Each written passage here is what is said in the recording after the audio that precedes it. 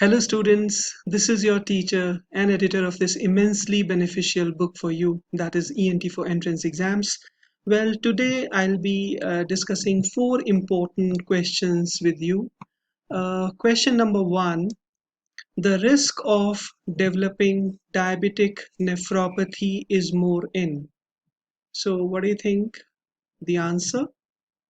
Well, I can guess most of you are saying choice B. No, this is a wrong answer. Hmm? The right answer is type 1 diabetes. Right? So please remember that risk of developing diabetic nephropathy is more in type 1 diabetes. Right? And how much is this risk basically? It is 40% vis-a-vis 20%. So you should remember that risk of developing diabetic nephropathy is double in type 1 diabetes as compared to type 2 diabetes.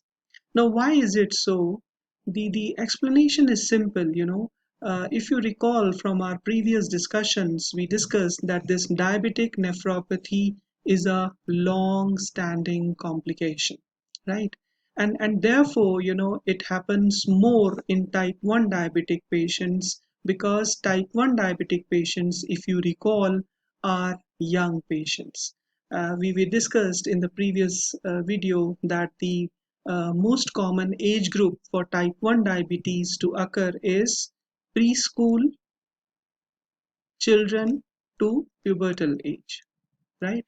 So since type 1 diabetes happens early in life, so therefore, this natural age of the patient is left for this long standing complication to happen, right? So please remember that risk of developing diabetic nephropathy is double in type 1 diabetes for the simple reason that type 1 diabetes sets in very early in the life, and therefore this long-term complication can easily set in, right?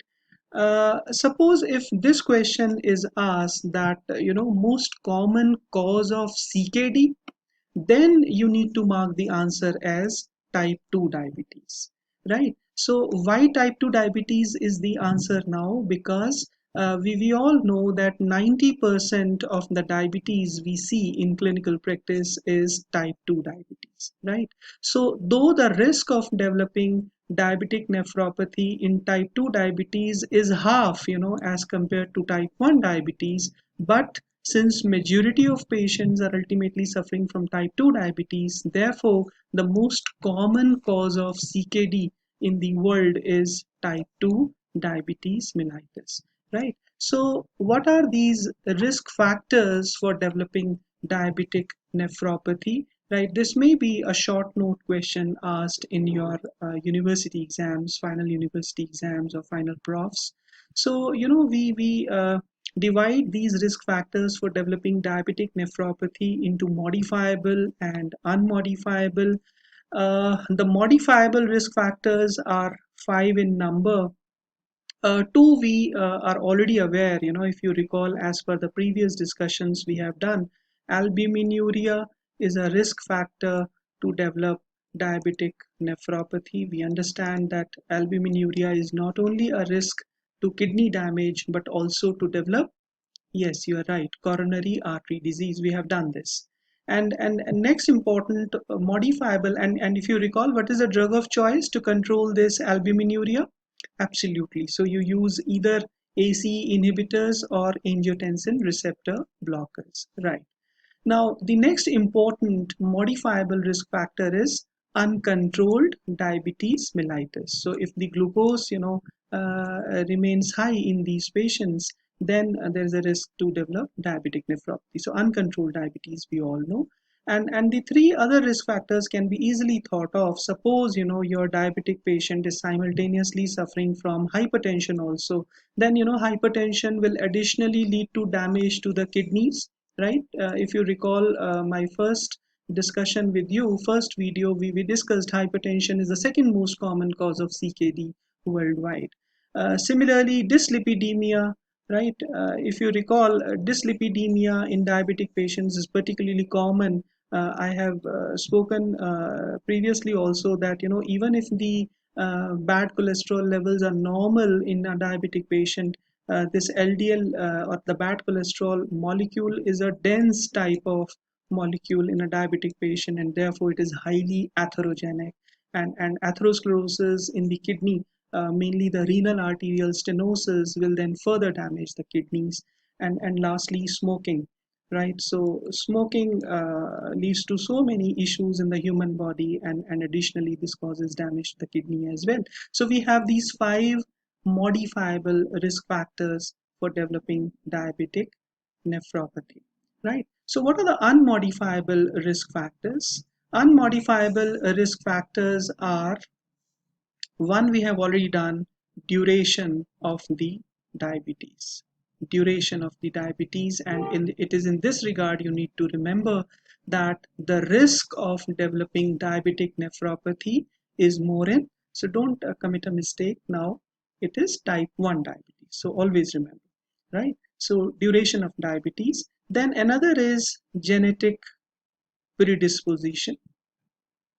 Genetic predisposition to develop diabetic nephropathy. So don't get confused. I'm not writing genetic predisposition to develop diabetes. We all know it is more in type 2 diabetes. I'm talking genetic predisposition to develop diabetic nephropathy, right? And one very important unmodifiable risk factor for developing diabetic nephropathy is retinopathy, right? So if your diabetic patient has developed retinopathy, then it is a very strong risk factor to develop diabetic nephropathy also, right? So this is something very, very important. So three unmodifiable factors. What all we have done: duration of diabetes, so therefore type 1 diabetic patients have more risk; genetic predisposition to develop diabetic nephropathy; and retinopathy, right? So what is the clinical significance? What is the clinical significance? Why retinopathy as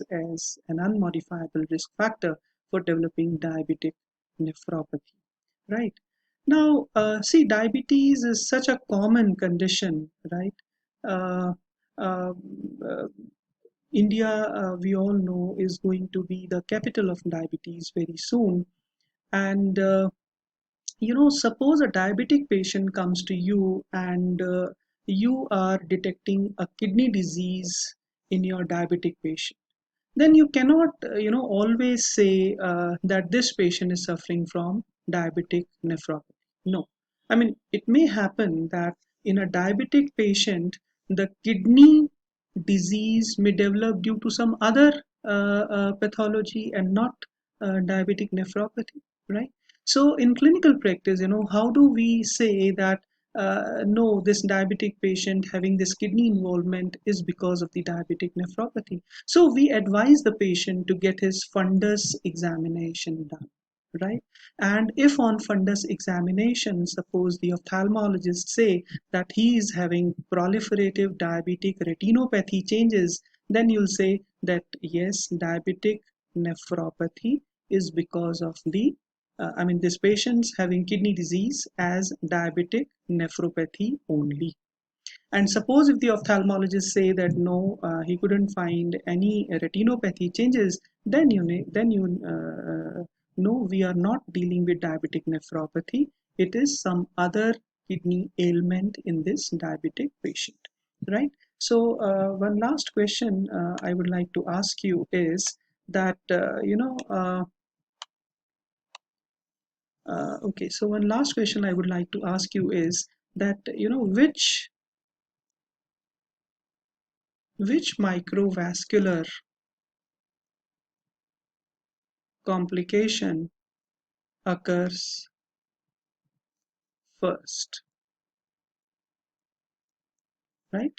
Is it diabetic retinopathy, or is it diabetic nephropathy? So yes, you're right. The answer is diabetic retinopathy occurs first, and then occurs diabetic nephropathy, right?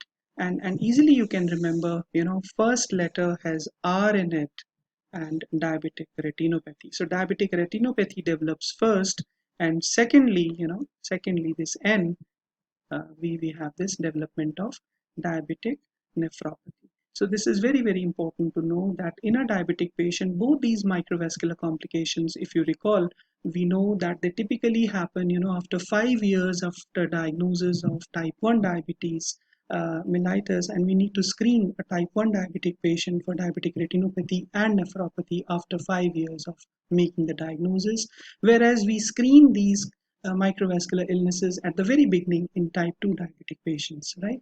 But then diabetic retinopathy develops first and then nephropathy. In fact, retinopathy is a unmodifiable risk factor to develop diabetic nephropathy, right?